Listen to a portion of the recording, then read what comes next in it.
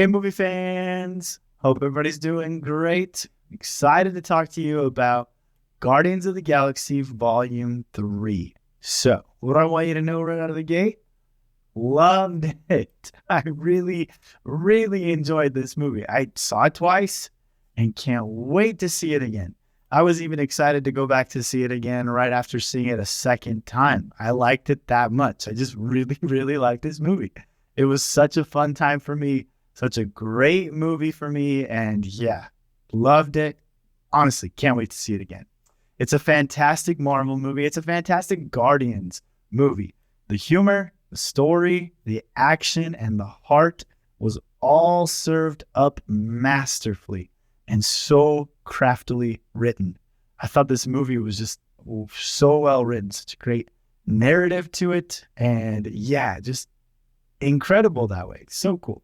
How does it compare? Well, Volume 2, I would say this version, this new movie, Guardians of the Galaxy Volume 3, is definitely better in probably every meaningful way than Guardians of the Galaxy Volume 2.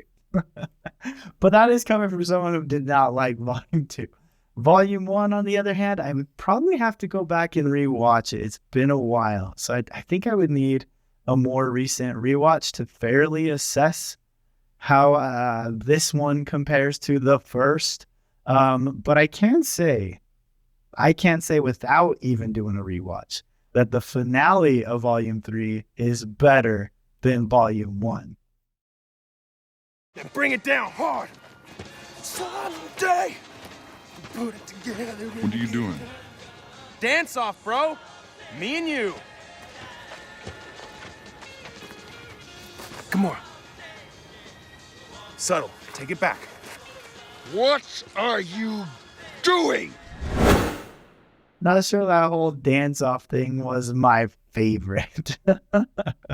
So, yeah, there you have it. How does it compare to other Marvel movies that we've had recently? Well, I personally haven't been as negative or as down about the MCU since Endgame, as I know a lot of people have. I've still had a lot of fun with the movies and thought for the most part they've been pretty good. But for me, this one is ranking above. Probably the best movie Marvel's put out since Spider-Man No Way Home. Which, that was the Sony and it's still MCU. But yeah, since that one, I think this one's probably my favorite. Now that is saying something because I really did like Thor, Love and Thunder. I know, not everyone did. I really liked it. That was really good. And I also really liked Multiverse of Madness. Doctor Strange in the Multiverse of Madness. I thought it was great. And yeah, but I would put this one above both of those. And Black Panther Wakanda Forever. That movie was awesome. But overall, I think this one still gets the edge for a lot of reasons. But anyways, we probably a lot of time to go into all the nitty gritty of that. Let me tell you a little bit about the box office, though. Box office wise, it has so far made $308 million, which crossing that $300 million domestic threshold is a big deal, especially since COVID. That's a pretty big mile marker. It's at $746 million worldwide, which at this far into its game, it's had pretty good legs, but man, June now upon us, we're going to have new movies being cranked out, and I don't think its legs are strong enough to get it to cross the $1 billion mark. So I don't think it's going to hit it. I really don't. Rotten Tomatoes scores, it's been well received. The critics have this movie at an 82%. That is really good, especially considering, how far into the MCU we are, but also just a third installment for the Guardians of the Galaxy. So to have an 82%, I think is pretty respectable. What's exciting, though, is the audience score. The audience has this movie at a 94%. That's right, you heard me. 94. So very well received, very well enjoyed by audience members just like this guy. So that's a lot of fun. And we'll kill anyone who gets in our way. No, not kill anyone. Kill a few people. Kill no people. Kill one guy, one stupid guy who no one loves. Now you're just making it sad. What did I love so much about this movie? Well, first of all, I was very pleased as a dad and as, just a movie watcher that it wasn't so full of filth and trash language and subject matter. Yes, it still did have a healthy helping of swear words. It even dropped an F-bomb in it.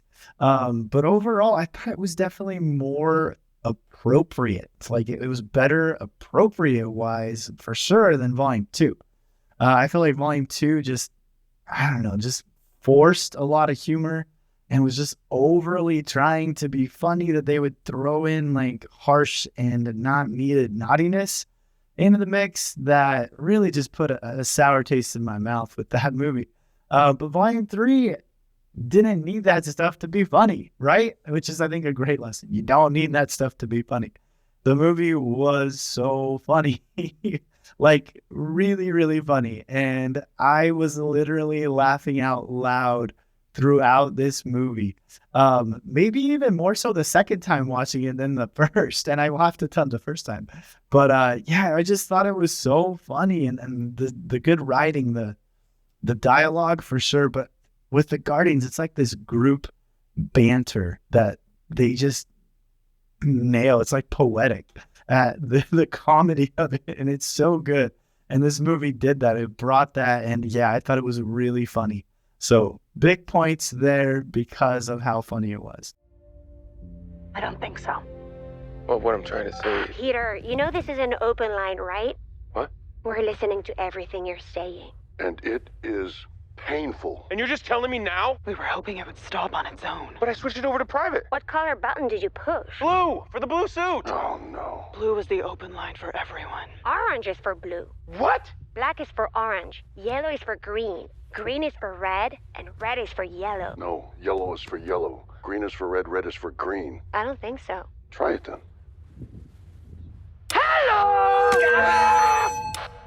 You were right. The story was meaningful. I loved how we had flashbacks throughout it. Those flashbacks gave us backstory on Rocket and knowing who that character is and where he came from. But at the same time, it also gave us the villain story. So like, whoa, that's part of like that careful crafting that I was talking about in the writing. Like to do that is awesome. And I thought it was so cool. And it really did take this movie to a next level. Okay. It inspired me to create Counter-Us. I don't care. All of the good and none of the bad. I don't need another speech by some impotent whack job whose mother didn't love him, rationalizing why he needs to conquer the universe. I'm not trying to conquer the universe. I'm perfecting it. Now, one of the only complaints that I've really heard about this movie from people is that it was just super long. I don't know if it's just because I knew what the length of the movie was going into it, but I never felt like it dragged. I felt like it was paced really well. And it didn't necessarily feel long to me because everything that it was showing or going into were things that I wanted to know. It was things I wanted to see, things that I wanted on the screen. So it didn't make for a long feel when I watched it, like that's at least how it was for me. And maybe to add to that was just how straightforward the storytelling was. Like there's a very clear, this is what the story is about. This is what's happening. And so any other like side factors that come just really add to and contribute to that overall storyline and in a really easy follow way. So the story to me, great, well done, well written, huge points for the movie there. Along with the humor and the meaningful story is also some good action. There's going to be great fighting. There's going to be great action in a Marvel movie, right? And this movie was no exception. There's great action in it. In one scene, and of course the music, right? They're gonna be busting out that music. In the one scene, they totally play this Beastie Boys song. Maybe this is an unpopular opinion. Okay, I'm pretty sure it's an unpopular opinion, but I do not like the Beastie Boys.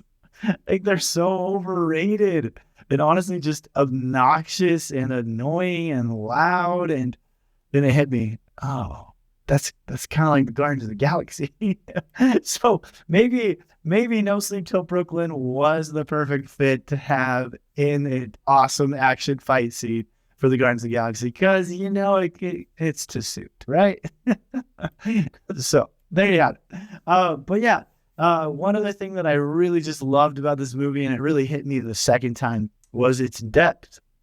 I love the overall message of this movie. There's a great overall message into it. I'll give you a line, okay? It's good to have friends. Okay, what a great message. It's good to have friends. When you go watch this movie again, if you haven't seen it yet, or if you haven't seen it at all, again, if you haven't seen it at all, go and watch it. I really want you to look for that message. Go see what the message is about friends and how it's good to have friends. There's a line in the movie, did that look cool? It's a question, right? And it comes up, I think, 3 times. I counted 3 times that I heard that line during this movie. So it's at least in there 3 times. And if you think about it, that's not a question you ask to someone that you just casually know or someone that you don't know at all, right? That's a question you ask someone you can trust, like a real friend, right? So it's in there. So watch for that theme. Watch for those messages throughout the movie. And when we really are close, friends become like family. So anyways, sweet, endearing message there. It is good to have friends. Be a good friend. Okay, everybody? Those of you out here listening to this, make sure to be a good friend. Be that kind of friend that others can count on and that you are there for them. We need friends, right, in our lives. So take that message. It's good to have friends. Remember it. And see how this movie shows that and teaches that. It's pretty cool. Thanks for checking this out, everybody. Hope you enjoyed this review. Great time for me getting to share these thoughts with you. And loved Guardians of the Galaxy Volume 3. So stay safe out there. Have a good one. Definitely don't text and drive.